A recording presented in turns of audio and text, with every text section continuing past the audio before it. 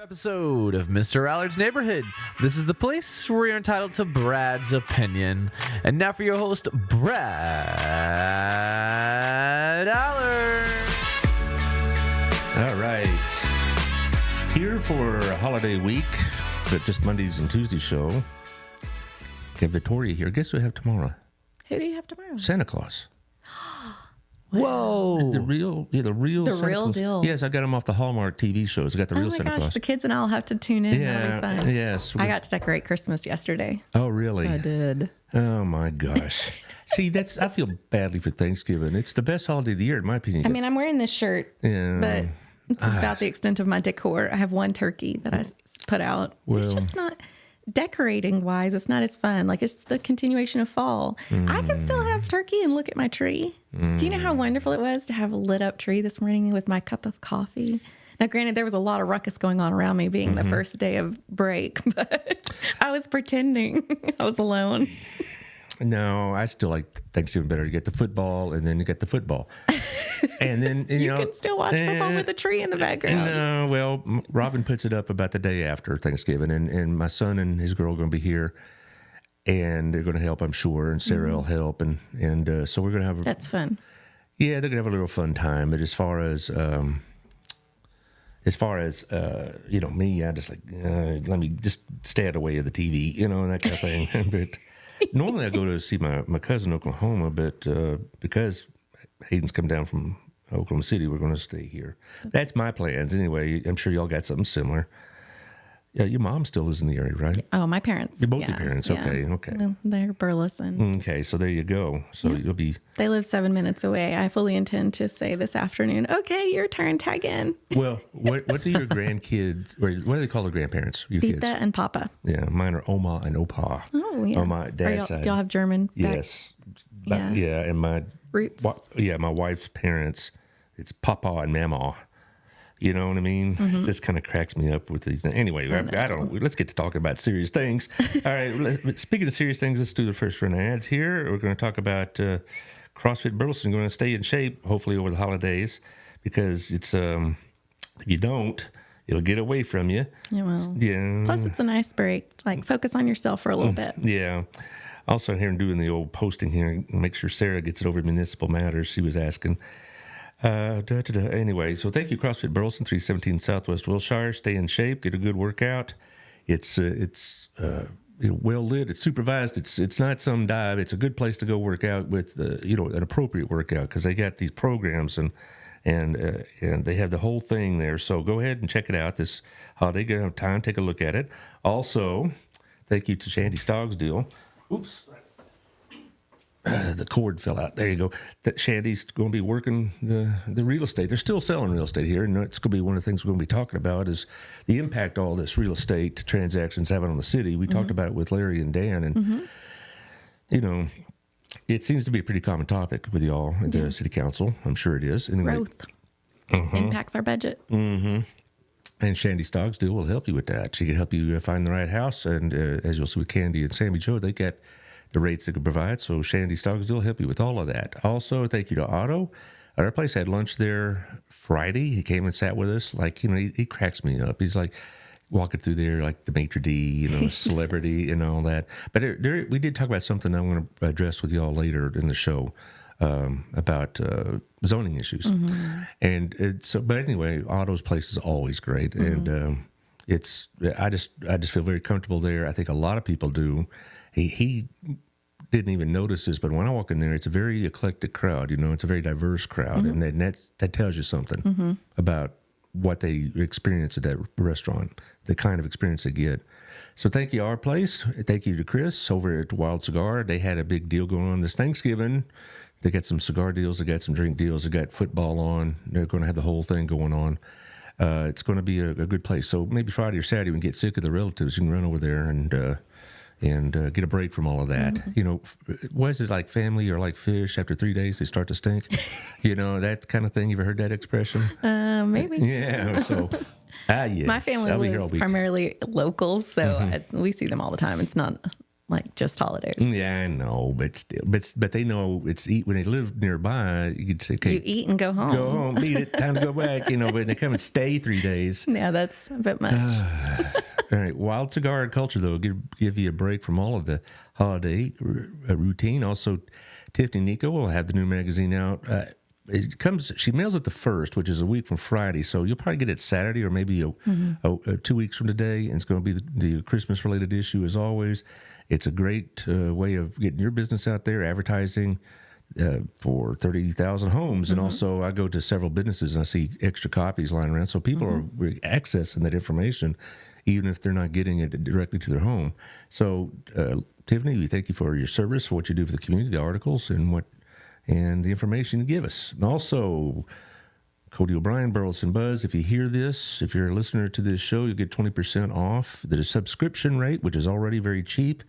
He reports a lot on your city council meetings. He sure does. He was there on our last meeting. Yeah, I didn't catch the last meeting. I mean, I caught his report of it, Sure. but normally what I'll do is I'll catch it, if there's something important, I'll ask Sarah, do I need to have, over at Municipal Matters? Well, you need to watch this segment and that kind of stuff. But apparently the last meeting was fairly routine. We had a lot of discussion items. It was a long meeting. Long meeting, but a lot of good dialogue. I was pretty proud of us. Well, and on that note, I've been talking to Dan and to Larry, and I tuned in. What I like about this is government's supposed to be boring. It really is. I mean, this is what government does to Mundane. level. We're just making policy decisions. Right. Giving people answers. Local government is not meant for the drama and the hair pulling you see in Washington, which is ridiculous anyway. I mean, that's just juvenile. But, you know that if, the council meetings are dull and there's not a lot of hair pulling going on with social media, you're doing your job. Yeah. And it's a blessing. But that's true. One of the things, though, is a big deal is about the police station and the funding. Sure. Okay, now I'm going to try to remember, represent Larry and Dan appropriately, but Larry was more inclined to grant the higher value because of the needs of the police station and the fact that maybe in the future those needs will still be there but be more expensive. Dan was more of the opinion that it took the lower value because of the that money would have to come from somewhere else, maybe at the expense of other departments. Now, where do you fall in line on that, those two positions? I fell more in line. I had similar sentiments as Dan did. No, we didn't. The voters approved $36 million, and after our discussion, we still came above that for an additional $6 million, and that doesn't include the pipeline that we were all in agreement. We have to move a gas line, and we were all in agreement that shouldn't impact the expansion budget. So that's $1.5 million. In addition to the 36 that the voters approved and the $6 million that we approved at council. As Dan mentioned, we did have to cut an infrastructure project. Now, granted, it's based on what we're seeing with traffic counts and the development that because here's the deal, is we have to kind of forecast 5 years in advance what we think is going to happen. Good luck with that, right? Staff does their best to say, based on what we're seeing, the applications we have for development, this is what we think we're going to need for some of these artery roads. So they believe that the one project, a Green Ridge project, can be moved out further than this 5-year capital improvement plan. And so, so we move that debt capacity over to the police expansion capacity. So what is that, 42 million? So we're about middle. Now, everything that has been presented to us tells us that this is a 20-year building. It's giving them basically their build out, their department's build out. This $42 million should be able to address that, all but potentially one department. So instead of, they're staying in the existing building, this particular department, CID, and instead of it being a heavy renovation, it's going to be a light renovation. So that should, based on what they're telling us, give them 8 to 10 years. But, again, we're forecasting and we're anticipating what can happen and what may happen. And there's still some wiggle room. Apparently at about 20% design, they're going to bring it back to us and say, this is where we are. Who's to say at 20% design they can't make some other things work that they didn't see, on the onset before they're truly designing walls and placing things. But I mean, for what they're getting, I mean, and I really appreciated the information that Dan came with his conversation with you of, this is a lot of money, and we have to be cautious about committing ourselves over. The voters approved $36 million, and that's the most any building we currently have in our city that the city has funded. That's a lot of money. And if we were talking about any other building, we would be really cautious, and we just need to be cautious with this as well. The debt capacity is for 5 years. So if we max out our capacity, that's for 5 years. So Dan mentioned a pavement study that's currently undergoing. We've got a lot of things in the works. And so if we find that we have a need that we didn't plan for in that 5 years, the money if we completely max out our debt capacity, we won't have any funding to be able to address that for 5 years. That's a long time to say we can't do any other projects that we were not anticipating, that were not already on our capital improvement plan. You brought up in those two conversations, our tax rate. And while it has been a priority of this council and the previous council to have a lower tax rate, there's also the caveat that the state does not allow us to keep raise our tax rate or keep it at a certain level without showing that we have plans for that money. Basically, they don't let us capture and then put away. You don't have like a rainy day fund, right? That doesn't exist at the city the city level. It does at the state level, correct? The state and the school level has it as well. Do they? Yes, they have a 3-month rainy day fund. I mean, we do have a little bit. We have.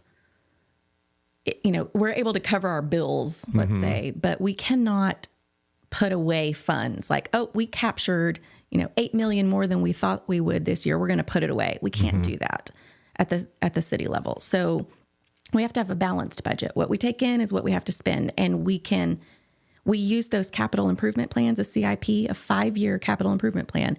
That's how we can plan out our debt. And they allow us to plan for that debt, but we can't go beyond that. Like, let's say in 15 years, we want to build such and such, and we know it's going to cost this. So let's start putting that money away. We can't operate that way. Well, I'm going to chase this rabbit. The school's required to have 3 months rather, based on current expenditures. And of course, the state had so much, they were able to give massive tax rebates. Right. I'm surprised the city doesn't have that ability to have a rainy day fund, because what if we have some sort of disaster of some sort, like a hurricane or tornado rather comes through, and but that's another issue. Well, if a tornado, those are special circumstances where we would use insurance or apply for FEMA state funding, things like that. So still, it's going to cost us. I mean, it would. Yeah, we'd have to have matching and things like that commit us, but. Here's the thing, though, I noticed by both Larry and Dan is they were very adamant about this should not be taken as a commentary on the quality of the police force. And, and there were a couple of bombs thrown on social media, as you might guess, that people that did not want the higher value weren't giving the police everything they wanted. And Larry was quick to shoot that notion down. And I give him a great deal of credit, because they were both very complimentary, both Dan and Larry, of each other's position. Yes, absolutely. I think we're very respectful of each other. And I appreciate the dialogue that we are able to have, because we come out with a better product for our citizens when we're able to truly debate items and listen to each other's point of views. And maybe there's something that we haven't thought about, but no, this should not be taken as, I have the utmost respect, and I so appreciate our police department. I think they're beyond professional. And I have a lot of personal relationships with a number of our officers, and I've known so many of them, grew up with them, or went to school with them, or have had long-standing professional relationships with a number of them. We are blessed to have the police department, the fire department, the communications departments that we have in this town. We have people that truly want to serve. A lot of our police live here, right? Absolutely. And that tells you something. It's a testament to the community that they're committed to living here, serving here, working here, spending their money here. But ultimately, we have to be stewards, as city council people, we have to be stewards of the funds that we have. And we don't have a magic ball that tells us this is for sure going to happen one way or another. And so we need to give ourselves a little wiggle room in that debt capacity to ensure that if something pops up, let's say this pavement study comes back and that's going to be really beneficial to us. Because as of right now, we say this neighborhood street needs to be rebuilt. But what is the data that's truly backing that up? Maybe another road would have been higher up on the list if we understood how it was built, what it's like, how it's truly weathering, how long it's been there. All of these data and statistics are going to help us rank those rebuilds and be more efficient and effective with how we're spending those public works dollars. And that's really important so that we're not just shooting off the cuff and saying, I get a lot of complaints about this particular road, so I say we repave it, but maybe another road has been overlooked. And so that's going to be really important. And if we haven't anticipated that already in that bond package that we passed, well, that debt's going to have to come from somewhere. And so we need a little bit of wiggle room in our debt capacity and our ability. We don't want to completely max out our credit cards and then be stuck. I have a couple of questions about that. One is, to Larry's point, though, these things that the police were asking for in addition, Right. that $6 million difference roughly, these aren't like they wanted, better vending machines or, Right. gold-plated toilets. These are things for law enforcement. I appreciated what Dan said as far as like, we weren't hearing this as your wants and I would not want to categorize or equate what a want is for the police department as a vending machine or Right. a bigger screen TV. Right. We're talking about space and we're talking about their working environment and how they're able to operate day to day and ensure that they can do their jobs. And we hear that and we want to accommodate that to the best of our ability, but there is still only so much money. And if we could have, remember when Adam and I came here and we talked about, Adam had the idea of, could we, and it was kind of rolling around in my head as well, could we keep our tax rate the same? And before this last budget session, could we keep the tax rate the same and move over the basically our growth? So the state allows us to capture up to 3.5% appraisal growth. So your house got appraised, pretend, for 10% more. We can only capture the max 3.5% of that growth. And so his idea was like, can we capture, with the growth that we're able to capture, can we keep the tax rate the same and apply more toward our debt rate? Because we know this bond package is coming online as we roll into more and more projects that were approved by the voters, and any additional COs for projects that we didn't anticipate. Can we keep the tax rate the same and just apply that growth toward our debt rate? But it was kind of too late in the budget discussions to understand how we could do that. That hadn't been done. So when we were discussing this issue in our council meeting, that was something that was coming up. Well, if we have the same amount of growth, can we do that, apply it toward the debt rate? But that's a gamble. What if we don't have that kind of growth? What if the economy stalls? What if appraisals don't go as high as they have been? We have another COVID outbreak. There's too many what ifs. And that's what gave me pause of saying, we're doing this, as a roll of the dice and saying, maybe it happens, maybe it doesn't. And if it doesn't, let's say we didn't get the growth we were hoping for, then we would have to take, let's say we maxed out that debt rate. We would have to take from our maintenance and operating budget. So how we pay people and take from that pot of money to pay toward our debt. So when I'm looking at, would I rather pay a police officer more or hire additional officers as our citizens have requested because they want to see them on the streets, they want that visibility factor, or build a building? I'm going to say I want to pay them over that. Well, the other question I have is, we are talking about that $6 million difference again, or I think it's $7 million. Okay, we are talking about things that the police needed to enhance their law enforcement capabilities, right. To grow. Right. Is Larry's point correct? Though we're going to get those sooner or later, but they'll be more expensive later. Well, every year, things cost more. All right. Inflation. I mean, there's no doubt about Like, and that's something that we were debating. Do you do a light renovation? Do you do a heavy renovation? That with the light renovation, they're still getting 8 to 10 years of growth ability. So who's to say in 8 to 10 years that doesn't answer and give them everything? We don't know. It's a gamble. It is. In 8 years or something, we may say, gosh, I wish we had done it. We do that periodically. But for, Dan, I believe, said the Fire Station 16 cost us $6 million. I'm sure if we built that, it would be more than that today. Absolutely would. But at we don't have an endless supply of money. There's only so much debt capacity and there's only so much money coming in.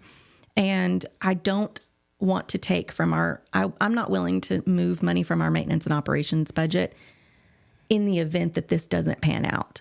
Now, and like I said, at the 20% design, what if they come back and they say, actually, with the funding we're able to do, we can do X, Y, and Z?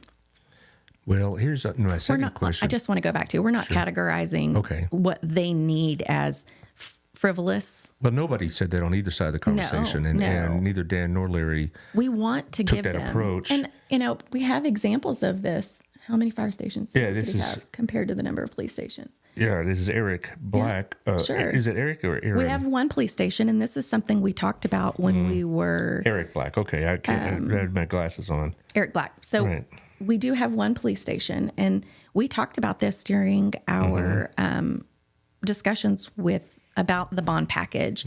I was in particular asking, are we ever going to be at a place where we need substations? And that was part of that second study that they underwent. The Matrix study said no, that they will be able to serve our community from one station. And there is potential. There has been discussion of maybe they will have a small office space, a reporting station at the future Fire Station 4. But fire and police are very different operations. And fire, they have to be able to respond to you within so many minutes, whether it's a house fire, a structure fire, a medical emergency. And so they have to be strategic. The stations have to be strategically placed so that particular units are able to respond to whatever particular call that's coming in within a certain amount of time. I believe right now we have 7-minute response in the majority of our city. And there's some areas on the west side of town where that future Station 4 is planned that does not have 7-minute response. There's residents in Bluebird Meadows who are more likely to see a Joshua fire truck than a Burleson. And that's not fair to those tax-paying citizens. But here's my question. Their operations are just different. I'm sorry, Mr. Black, No. but I hope I'm answering your question. But, the police, I've asked this a number of times because I wanted to make sure we're adequately planning. I did ask about that substation and how larger cities like Fort Worth operate. But really, the majority of our police department, my understanding from what I've understood, is they get their information from the main hub, and then they get in their vehicles and they go out and they have districts. And so they're out in the community more than they're at the police station. Well, to Mr. Black's point, we're going to be developing even further west towards the Chisholm Trail Parkway, Tollway. And then also you got guys where near where I live on the east side, on the other side of the highway.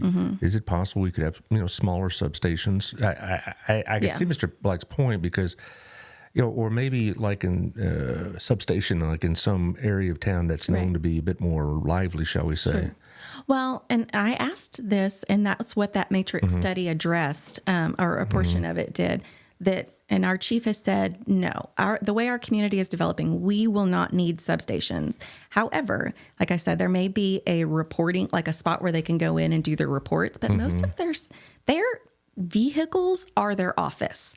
They're mobile, and they can pull off and do everything from those computers. I did a ride along probably 2 months ago or so. It was fascinating, all of the technology and information that they are getting at their fingertips. They can pull up anything and everything. And so it kind of depends on the department, I would say. And I'm not here to tell police how they need to operate, who deserves what office space and how much of that they need. But I did ask that question as far as substations. And so Station 4, the Fire Station 4 that's planned, may have a small office space with computers where they can go in and do their report, but mainly they're working from their vehicles. And then we will also have a storefront in Old Town where you mentioned Lively. There's a lot of pedestrian traffic, bike traffic, and we want to make sure we are visible and it's about presence. And so they are going to have like a storefront in that Ellison Street project. They'll have a badge on the glass door, and but the officers are not doing their job if they're not out. I've heard the police chief say this numerous times. If they are now out talking with people, interacting, understanding what's going on, and being a part of the community, then that's their job. Well, I don't know Mr. Black personally, so I'm going to attempt to read his mind, but having the substations there isn't just a matter of convenience. It's also a communication signal to whatever malcontents or We're here. that not to go to that part of town. Right. You know what I'm saying? And I think that's the idea, that storefront idea of Old Town of, you buy, and it's the same concept of seeing them in their vehicles, we send out surveys during every budget season. We send out surveys continuously. We're trying to collect information about what do the citizens want to see? What is their what it may not be truly an issue, but if it's a perceived issue, then we need to be addressing it. And in this last budget, I looked through our budget presentation last night before I was, to plan for this morning. And one of the top 3 things they want to see is police. And it's about having a presence and about, they want to see the cars cruising through your neighborhood. And that's why there's patrol and there's traffic, because that's how we know, it's just a feeling of feeling safe, knowing that they're there in the event that we need them. And like I said, they have districts. So they're, when I did that ride along, like I said, it was fascinating. And I encourage any citizen that wants to do a ride along, it's open to you. You just contact PD and say, here's my driver's license. I'd like to do a ride along. And you gather so much information about how they're truly doing their jobs and the impact that they're having. But they have certain things that they have to mark off their list on their 12-hour shift. And that was another thing we adjusted the police department has adjusted in the last 6 months or so. We've moved to 12-hour shifts, which increases that visibility. I know, but the guys on the night shift, they like it, and and it's really neat to see. What is it? What are their goals? What are they trying to accomplish? I learned so much doing a ride along that I never would have been exposed to if I hadn't done that. Well, if Chief Cordell is not asking for this, that's a different thing. I don't know. I see the value of having a physical building, I suppose, even if it's a small one, just for the neighborhood or the area of that town to know that there's a collection of comps right there. Yeah, but you don't want them collected in an office, well, do you no, really? But you want them out on the streets at community I know events, what you're saying. Interacting with the citizens so they know. Before we went on air, you were talking about how high school and the things that you didn't see as much in the last 15 years. And I really attribute that, and I cannot sing the praises enough about our school resource officers. Right. It's because they have connections with the kids and they have relationships. And, Officer Goldman, who was there forever, and I still periodically meet up with him for lunch, or I give him huge hugs when I run into him, because he knew his students. He knew us. If we came in doing something silly, he was going to detect that in a heartbeat, because he was there. He was at the football games. He was at the basketball games, volleyball, and he was walking around the campus. He didn't sit in an office. He had his boots on the ground walking through our entire campus, and he knew us front, back, and sideways. I'd say the same for Jerry Stringer. He also knew us well. Well, okay, I'm going to have to do the second round here of ads, but hopefully I'll ask some other question at the other side of it, but I've got to make sure everybody knows about Gayla's big deal going on. She has something going on the 30th of this month. She has one of her vendors coming in, and there's going to be a massive discount on that vendor's stuff held at her store all day long. That's a week from Thursday. And they're also going to have longer hours in December till 6 o'clock every Saturday from 9 to 3 in December. Now, this week, they're open tomorrow, they're open Wednesday. They're closed, of course, on Thursday and Friday, and they're open up from 9 to 3 on Saturday. But that big vendor sale is Robin tells me, is going to be huge. And I'm like, oh, my wallet. But she says this guy has really good stuff, and it's going to be on a very steep discount. So maybe you can drag Philip over there, But so it's a week from Thursday, so y'all be sure for that. Also, All Pro Roofing. John Williams, 817-734-2756. If you need your roof inspected, he'll do it right, and he'll give you the right and honest appraisal. They were pretty busy. OPRO, of course, was started by a former councilman, Matt Aiken, the late Matt Aiken, and he contributed a great deal to this community, not just with this, but as a council member. Now, y'all didn't serve concurrently, but I'm sure y'all ran into each other because you've always been involved in city stuff. And when I worked for the city, he was on the council. Mm-hmm. And it's just unfortunate that some man so young had this happen, but he's with the Lord now, so that's a blessing for him. But we have the loss. Yeah, we miss him. All right, but thank you, John, for what you do, and I'll be seeing you. Well, actually, we don't have a BNI meeting this week. Yeah, right. I get to sleep in Wednesday. Also, now I mentioned these ladies earlier: Sammy Jo Campbell, Candy Gal, Burleson People. They're at Camco Mortgage Brokers now, at same location, same service. They're on the third floor, the B&G building, the south building, the standalone building. And they've been doing this for a long, long time. They've done my house twice for refinancing, for done bills for school and for home repairs and things of that nature. And they do a good job, and they're just very pleasant people. And it's a good experience. They were on here on the 24th of last month, and they're talking about the rates and all this other stuff. So if you want to get an honest assessment of what's going on, they'll tell you. And so call Sammy Jo at 817-778-4592 and Candy or at 817-925-2661. And also, just chilling here, Cobb Plumbing. That Matt Cobb has taken over Cobb Plumbing. The Cobb family's been here since 1970. And if you hear this announcement, you'll get 10% off the next service call. And he'll be on the show, I think, a week from tomorrow. It's going to be early. It's either Monday or Tuesday of next week. And, it's going to be interesting because I want to talk to him about, taking over a family business that has this kind of well-earned, well-known reputation. I mean, you can trust them. They come in, they do the job right, no horsing around. Their men are all screened for, appropriate behavior, so to speak, drug tested, all the above. So Cobb Plumbing, you could trust them in your home, and that's a big thing. It is. Yes, it is. And so it's nice to have a family plumber like that. I want to go back to something. Okay, go ahead. This question that Mr. Black raised, one of the sticking points that really bothered me about this bond package was that and Larry addressed it, that we passed $52 million as a public safety piece. And so we really pitted fire and police against each other. And these are two major departments that our community needs. We appreciate the job that both do, everyone in public safety, including communications. And so I really hate that it shouldn't be a pitting one against the other. We've got a lot to consider to ensure that this community stays safe, and we want a thriving community, and we need all of these wonderful resources. And so we do our very best as council to be responsible with the dollars that we have and adequately plan and look ahead as best we can. And I have I really can't say enough how much I appreciate our police department. I have enthusiastically supported, each year, each department comes forward during budget season and presents not only their current budget, but supplemental. So this is what is in our current budget. This is what we're going to continue to need, or maybe there's some adjustments that they can make here or there. And in addition to, these are our requests. And PD, for example, came forward and asked, and I sat down with their police association. So their officers have an association that's separate from, being on duty. And I sat down with them and asked, these are the things that the police chief has presented to us as potential supplementals. What do you truly need to do your job?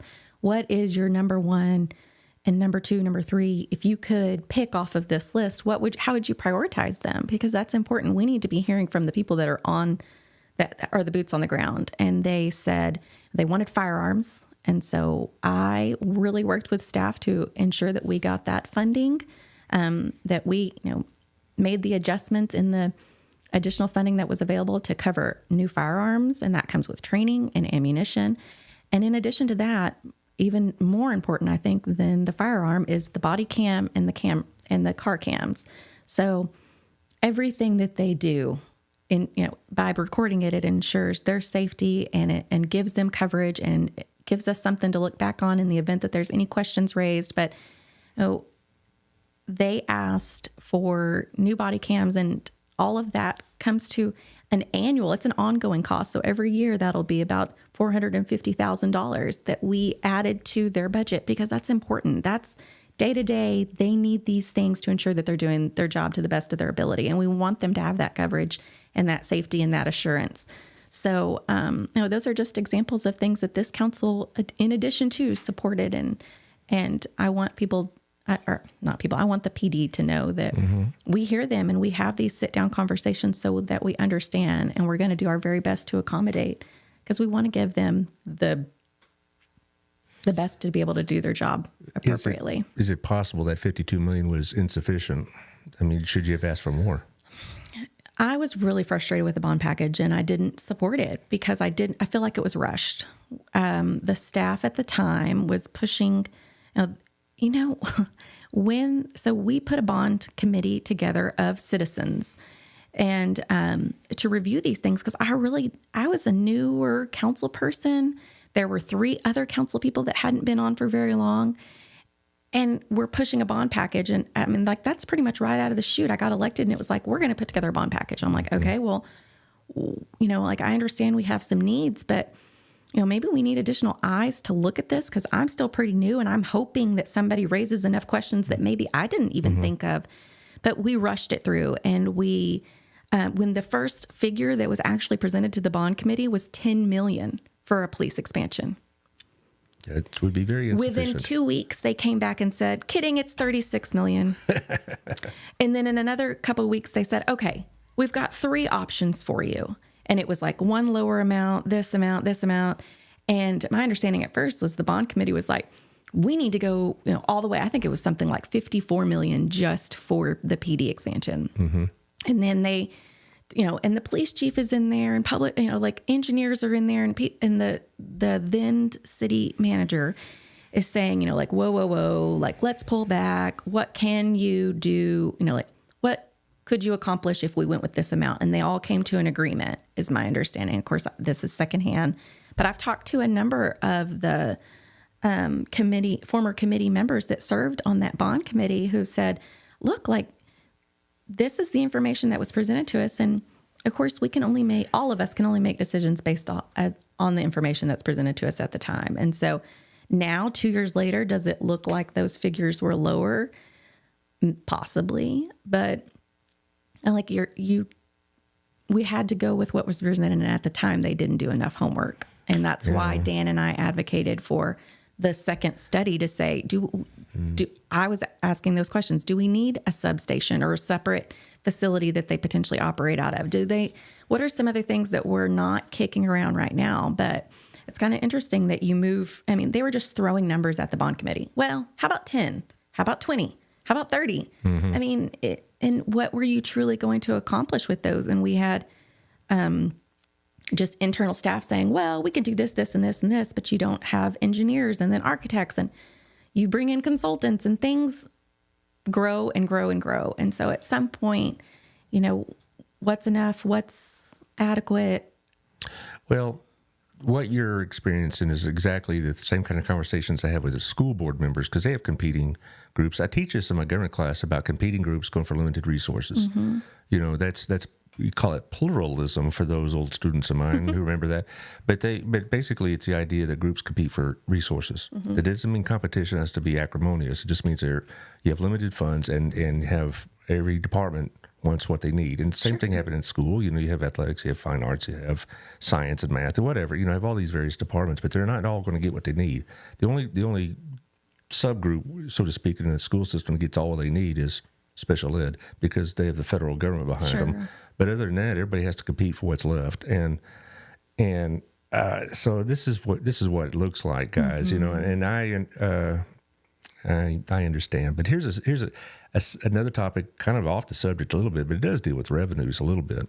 You know, I'm coming to the studio today. I usually take up 35 to 1187. And of course, we see all that stuff going on east rather. Yeah, get it right, Demi.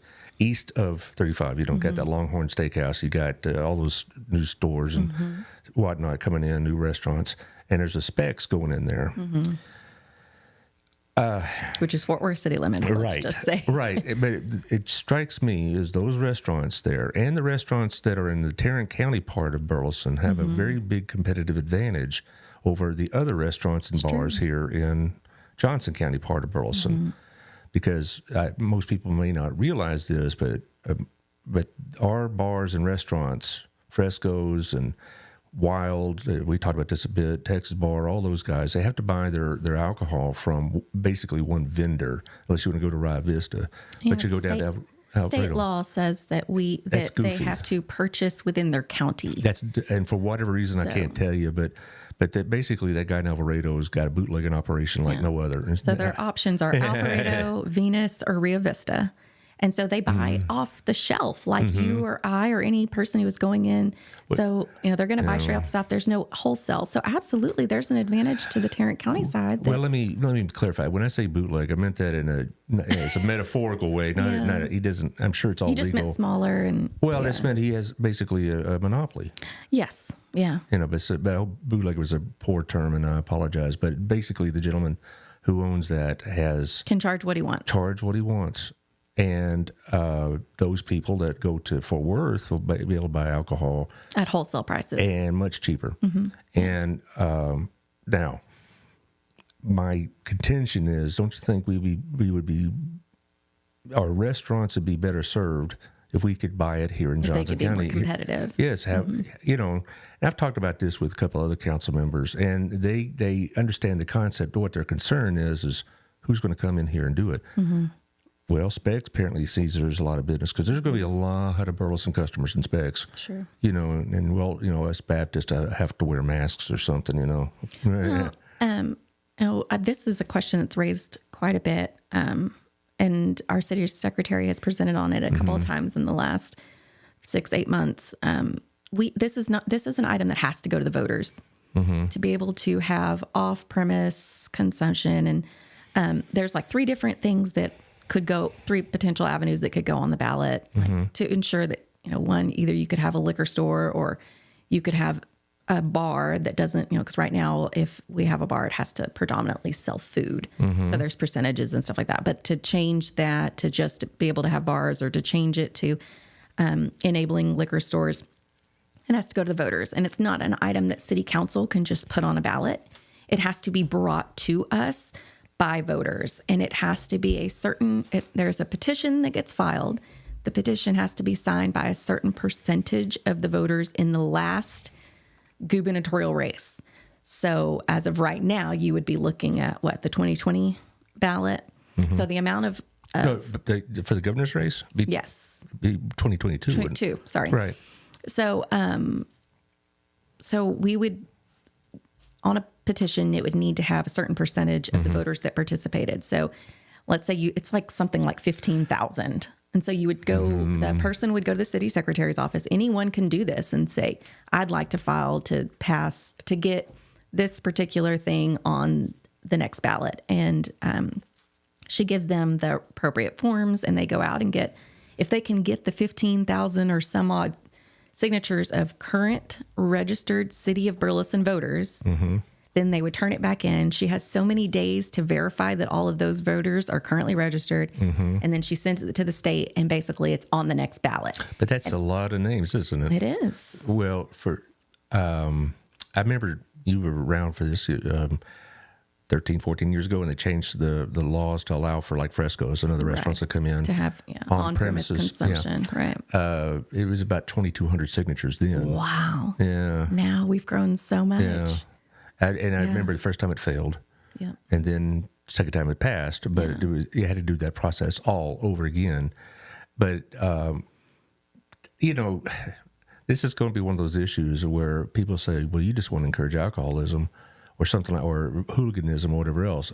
My contention about maybe it's something to look at as a community is that we're trying to be competitive. We want restaurants. Yeah. We want restaurants to be competitive, to be able to buy alcohol at the wholesale prices. Now, would we get the savings? Sure, but it'd also it'd help their bottom line. It would, yeah. And a lot of our people work at these restaurants. Yes, they do. And so I just think it'd be worth strongly considering. I don't know. Again, the obstacles of putting on the ballot are pretty steep, but they are. But it's doable. Right. I think it would take the restaurateurs and or people that are willing to put money behind hiring a consulting firm. In all honesty, I think that's what it would take, is someone a group that can be organized and say, you need to do X, Y, and Z, and put together the mailers and all the information so that we have an informed community to vote on the item. But it's quite the undertaking. I've talked to a couple other council members about it, and they understand that actually is something that we need to look at. Right. But one of the concerns that the citizens may have is that, okay, Total Wine's a nice place. You go in there, it's well lit and clean, and it's professionally staffed and all that business. They're afraid they're going to get like Billy Bob's Cut Rate with iron bars on the windows and all this other stuff, and guys hanging around with drinking out of bottles and paper sacks and stuff they see in the lesser parts of Fort Worth. Sure. Is there any way the city could prevent that? Zoning. Yeah. We can say it has to be certain square footage type facilities, and they're only allowed in these areas of, in these zones. So, we have commercial, we have industrial, we have residential, we have, single family home to multifamily, different types of zoning. And so we, as a council, and this is something that we're discussing in just our last council meeting, we were talking about zoning ordinances. It really needs to be overhauled. We have, I-35 overlay district with industrial zoning or commercial zoning, and does this fit in, people that want to build here come back and go, what fits in this? And sometimes we're like, I don't know. So we really need an overhaul of our zoning ordinances, and it's something we're looking at. And as a piece of that, our city secretary has said, we don't know if this comes forward, but if it does, if citizen A comes and requests a petition and they get all their ducks in a row and they come back, we absolutely have to call that election. And so let's go ahead and be forward thinking of where these types of facilities would go, where would they be appropriate, and limit what kind of restrictions we can put on it to ensure that it would be establishments that our city would be okay with. Well, there was 1187 new developments, the restaurants, et cetera, et cetera. Burleson people are going to be the primary customer base, I would imagine them, and Crowley. Yeah, maybe some from Everman, maybe. But Burleson's going to be a large chunk of it, certainly. And I just wish that money was coming to us. Sure. And I wish, Chris would have the same ability to compete over at Wild Cigar. Right. And have the location he does, and not be forced almost to move it to Tarrant County, which he hasn't talked about. This is me. Is just but he hasn't hypothetical. Hypothetical. So I know to not help get into people that, understand the impact that it could have. It Absolutely. could have, and there's probably other establishments like Chris's. Yeah, we want you here in Burleson. We want you to be able to thrive, and this is just one of the pieces of doing business, right? One of the things that they have to look at when they're looking at their bottom dollar. How many can they afford, and staff wise and food wise, and what makes sense. And I really commend small business owners, and they're the heartbeat of Burleson. Right, and I always thought that piece of property where the old Chevron station used to be, right across from our place in McDonald's, it's in Fort Worth. It's in Tarrant County. It's Fort Worth. I thought, why somebody was going to go and put a liquor store right there? And be perfectly located to take advantage of Tarrant County situation, Fort Worth situation, but it'd be almost an entirely Burleson customer base. And I thought, why should that money go to Fort Worth? Stinks. It does. And again, you say maybe you're promoting the use of alcohol. Well, a lot of people I know don't need my promotion for that. You know what I'm saying? This was the thing about the liquor issue back in 2008 and 9 is that they didn't want that in Burleson. But I said, but I seen you at Chili's and on the border, and and they may or may not have had a beer on the table, but they're supporting those businesses restaurants that do offer those. Yeah, even if they're just drinking iced tea, they're still supporting those businesses. I said, we want those businesses here, and so I was supportive of that, and because of that, we got HEB. That's exactly what I was about to say. Is we would not have had HEB if it hadn't been for the people that went forward with that petition to get that on the ballot. Or Fish City, or Mambo's, or Fresco's, or you fill in the blank, right?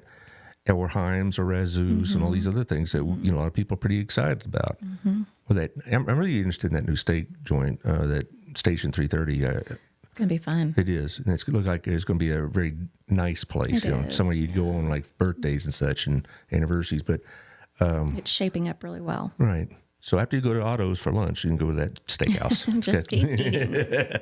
But I think it's something that needs to be considered. But Yeah. the irony is, I might be supportive of it, but I can't vote on it because I'm right outside the city limits. Right. And I wish this is one of those issues that the ETJ, as they call it, would be able to weigh in on it, because we'd be probably You would be weighing in, huh? Oh, well, we'd be using those businesses, paying the taxes. You are using those businesses, and you are contributing to our tax base because you shop here, you eat here, you're spending sales tax dollars, and so that contributes to our overall budget for sure. Well, I don't have any complaints about not being able to vote in the city elections because I don't pay city taxes. Therefore, I don't have the right to vote. Right. And I got that, but I just Right. wish sometimes some of these things need to be addressed. As far as like zoning, you mentioned you could zone it and require that it be a certain size.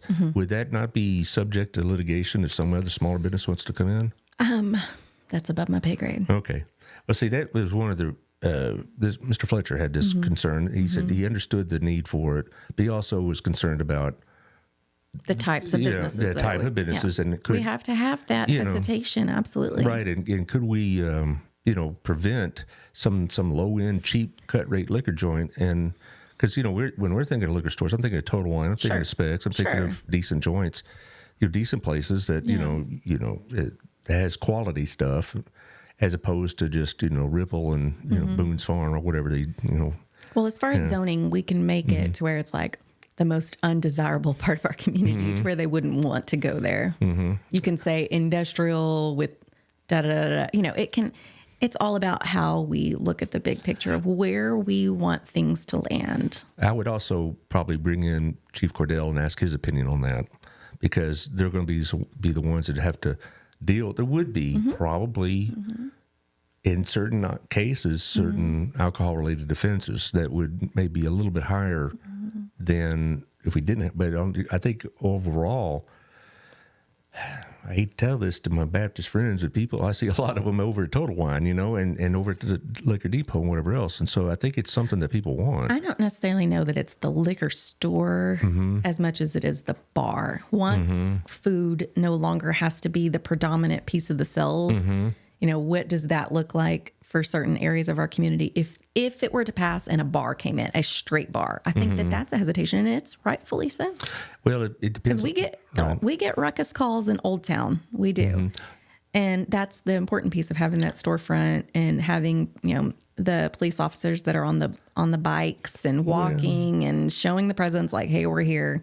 On election night, when I was on the ballot, that night there was a fight that broke out. My little family and their friends, we were celebrating on the plaza. We'd ordered pizza, and my kids are running around. They're like, there's a fight breaking out, down in front of the restaurants. And there was something that got thrown through one of the windows. Really? And yes. If you're ever walking down Old Town, you see a big piece of plywood that's covering Was this one of the because you windows. got elected? No! Hey, streets It was rioting. going on before anything got, and it was only like 7:00. I was thinking, gosh, Your version of January 6th, huh? it's kind of got crazy. And it's not even midnight. Like, my kids are still awake and running around on the plaza, and there's crazy stuff going on. Well, when I think of bars, I don't know how often you go to bars in Fort Worth, but they got a couple really nice ones. Yeah. Old folks like me go to, like Thompson's. Like Wild type. Yeah, like Wild. In the fact, setting is similar. well, Yeah. in fact, Wild visited Thompson's to get a kind of idea of what Okay. they wanted for an interior. Never been to Thompson's, but that sounds Well, it's fun. on Houston and 8th. Okay. Right near the convention center. Very nice. It's not a joint. It's not a place to go there for cheap liquor, believe me. But that's the kind of joint I'd like to see here. But of course, then you're going to get somebody like, Joe's Bar. And I think that's what a lot of people would have in mind. That's what they're hesitant about. And I understand that part. Me too. I understand that part. I'm not advocating that we throw out all the liquor restrictions, whatever. I just think having something like a Total Wine, and if some lower end outfit wants to come in, you could put them.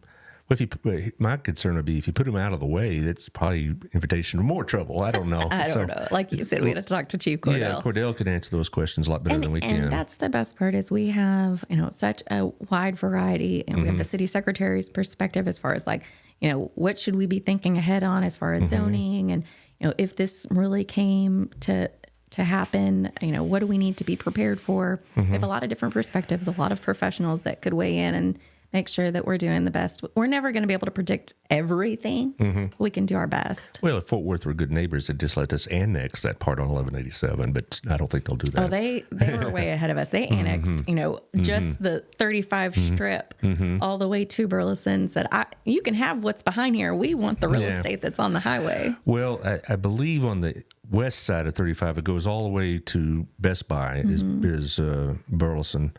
I believe that next shopping center where the half price bookstore is, I think the city limit lot is right through the parking lot, right? That's we do not have Albertsons over. None of that is in the city limits of Burleson. Really? Gateway Station is Fort Worth. I thought that was Burleson all these years. No, Fort Worth. I know back when I worked in economic development, I was working with Bradley Ford, and I just got my first apartment. And I was like, I went to Pier 1. Look, I shopped local. And he's like, that's Fort Worth. He was so mad at me. I honestly thought up into that road that bisects between Best Buy and Academy was the city limits. No. Well, now I am bummed, really bummed. You better get with the program. Yeah, Gateway. Michael's and Rally House and all of that is Fort Worth. Cotton Patch. Well, now my day's ruined. I'm so sorry. But across the road, our place and over, that's ours. Well, our place is really the place I go to. I mean, it's not just because he's a sponsor, but because all the things I say delicious. about it. Yeah. And the staff, they know you. It's so fun to go place. There's a sweet employee that's up front most of the time. She always, she knows I like the iced caramel or whatever, and then she puts drizzle and brings it over to me. I'm like, gosh, this is the best. Well, speaking of Otto, now we're running close on time. He did get his sign for his new establishment. Okay, but he told me the story that it was more than just fill out the form and there you are. It is. That'll be the topic for our next discussion. Sorry, Otto, I didn't get to you because we started talking about booze and police and all that, and look what happens. But we'll talk about it next time. But he's maybe his story probably isn't unique about how to deal with the city on remodeling and refitting things and whatever else. The other thing is we can only improve, right? And so, that's a good thing about him. He emailed council and said, look, these are the issues that I'm having, and we can only get better. We can always make improvements, and there's some things that don't make any sense. But then there are some, how our city used to look back when that Gina's first put up their sign is very different from how we look today. And so where we want pole signs and that type of distraction and signage and big stuff. I'm looking forward to it. I really am, because Otto puts out a quality product, and it's a great location. It's going to be awesome. But we'll have to talk about that another time. Next time, I guess. I appreciate it, Allard. Always. Because I'm sure you got lots going on today with the kids out of school and all that other business. But it's just, Otto did say that when we were talking Wednesday, he called you just a ball of positive energy. I appreciate that. Yeah, so he was very complimentary about the quality of the job you're doing. I appreciate the opportunity to serve. Really, I do. Tomorrow, like I said, I have Santa Claus coming in. I can't wait. Yeah, I can't wait the either. kids and I are tuning in. Yeah, that's our Santa. Yeah, it's everybody's Santa. We go see him on next Saturday with Brooke, with Beautiful Evolutions Photography. Oh, yeah. Well, so she's going to take our pictures with Santa. That's good. He usually comes to our house. This year, I combined the two. Wow. My kids aren't very happy with me. You have Santa come to it. Now, that's what I'm talking about, clout, baby. You got He's clout. He's available for hire. Call Santa. All right. We'll see you tomorrow. Y'all take care. Bye-bye.